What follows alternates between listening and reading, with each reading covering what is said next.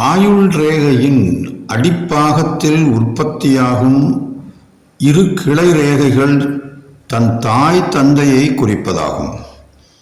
சந்திரமேட்டின் பகுதியில் உள்ள கங்கணமேட்டை நோக்கி செல்லும் கிளை ரேகை தந்தை ரேகையாகும். சுக்கிரமேட்டை நோக்கி செல்லும் கிளை ரேகை தாய் ரேகை ஆகும்.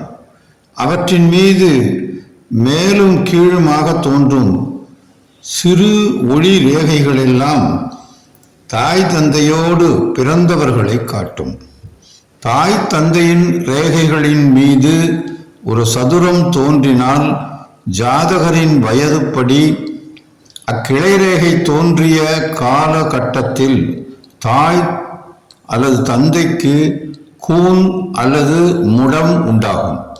அந்த ரேகை துண்டுபட்டு தொடர்பற்று மங்கி இருந்தால் தாய் தந்தைக்கு மரணம் நேரலாம்.